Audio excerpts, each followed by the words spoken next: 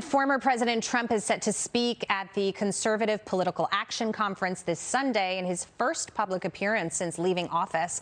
As the GOP begins to move past the second failed impeachment attempt, former Bush 43 Deputy Chief of Staff and Fox News contributor Karl Rove joins us now. Karl, good afternoon.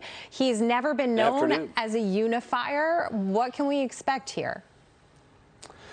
Well, he's got, if he is going to move beyond impeachment, he's got to be the unifier. He's got to begin to lay out what he sees as the post-presidency vision for the Republican Party that unifies the party, keeping the Trump blue-collar workers and the re-energizing Republican strength in the suburbs and dealing with an increasingly diverse electorate. So it's going to be a very interesting speech to watch. This morning there was some conversation in the political gossip columns that he was going to begin to sort of, tag his adversaries and rivals inside the party.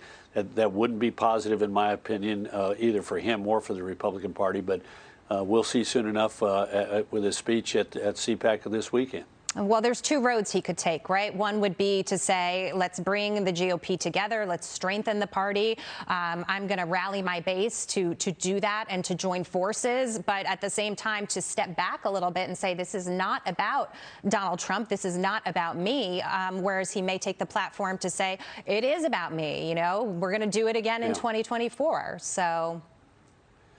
Well, I doubt there are legal problems with him saying I'm running in 2024. He'd have to file a committee under the Federal Election Commission. He's got $75 million in a political action committee that he would no longer be able to control the spending of that. So I don't think that we're going to see him declare that he is going to be a candidate. But I do think we're likely to see him say that he wants to continue to play a dominant role in the party, and maybe even, I doubt he'll say the kingmaker with regard to 2024. But he is going to want to say that he intends to be active in the primaries in 2022.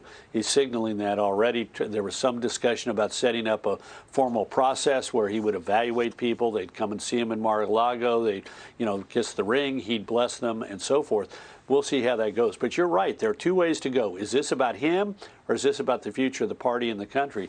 We saw, unfortunately, on January 5th in his last campaign appearance in Georgia, that it was not about the race in Georgia and about setting up a check and a balance on the Biden administration. It was about his sense of aggrievement and resentment and anger over supposedly having the election stolen from him. So this is going to be an important tone setter.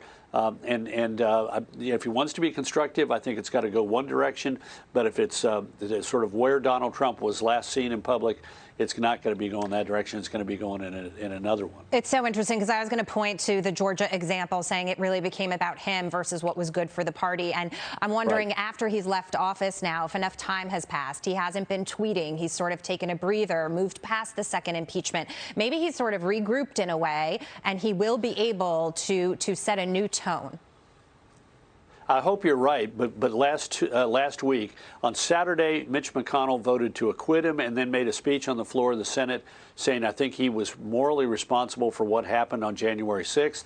And he said that by Sunday evening, that issue of McConnell, what McConnell said had been talked about on the Sunday morning programs and was sort of over. But later in the week, the former president couldn't help himself. Right. He released a 600-word blistering statement in which he called Leader McConnell ineffective, which nobody in Washington thinks, and lashed him up one side and down the other. So turning what was a one-day story into a week-long story. So we'll see. My sense is that all of that resentment and anger over the election is not finished, and rather than charting a positive course for the future, we're likely to see a little bit of what we've seen in the weeks after the November election. Yeah, those statements seem to be the new tweets, if you will, as we head into this year. Karl Rove, always great to see you. Thank you so much for that.